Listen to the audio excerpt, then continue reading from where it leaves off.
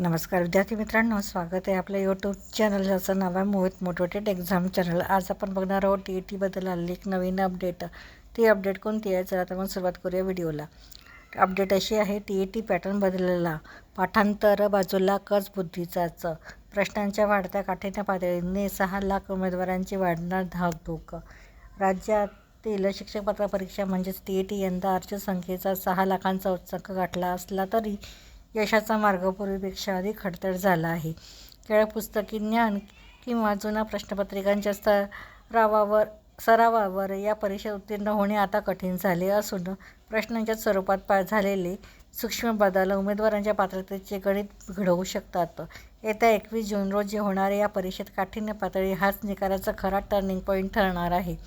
पूर्वी TETमध्ये थेट आणि माहितीवर आधारित प्रश्न विचारले जात असत, मात्र गेल्या काही परीक्षांपासून प्रश्नांचा कल हा उपयोजनात्मक झाला आहे।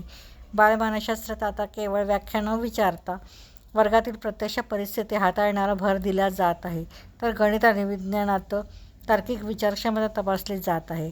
अर्जांचा महापूर आल्याने खऱ्या अर्थाने पात्र उमेदवार निवडण्यासाठी परीक्षा परिषदेने प्रश्नांचा दर्जा केंद्रीय स्तरावरील CTETच्या धर्तीवर नेला आहे। त्यामुळे 6 लाख उमेदवारांच्या या महासंग्रामात केवळ अभ्यासातील सखोलता असणाऱ्यांना संधी मिळणार आहे।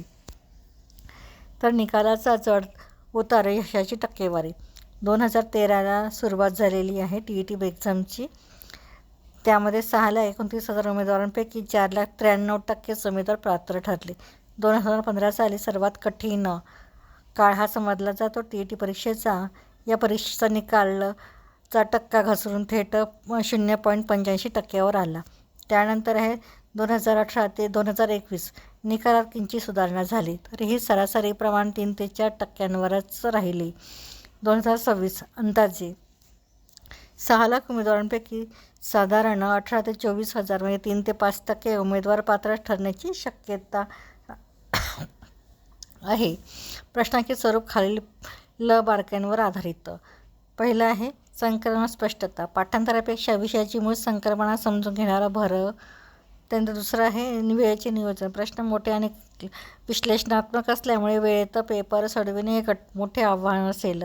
तिसरं आहे काठिण्य पातळी, प्राथमिक पेपर 1 आणि उच्च प्राथमिक पेपर 2 या दोन्ही स्तरांवर प्रश्नांची व्याप्ती वाढविण्यात आलेली आहे। चौथं आहे गुण सुधारण्यावर भर, अनेक जुन्या पात्र उमेदवारांनी स्कोअर वाढविण्यासाठी अर्ज केल्याने चुरस अधिक वाढली आहे। तर ही होती TET पॅटर्नबद्दल आलेली एक नवीन अपडेट। अशाच नवीन अपडेट बघण्यासाठी व्हिडिओला लाईक करा, कमेंट्स करा, जास्तीत जास्त व्हिडिओ शेअर करा आणि चॅनलवर जर नवीन असाल तर चॅनलला सबस्क्राईब करायला विसरू नका।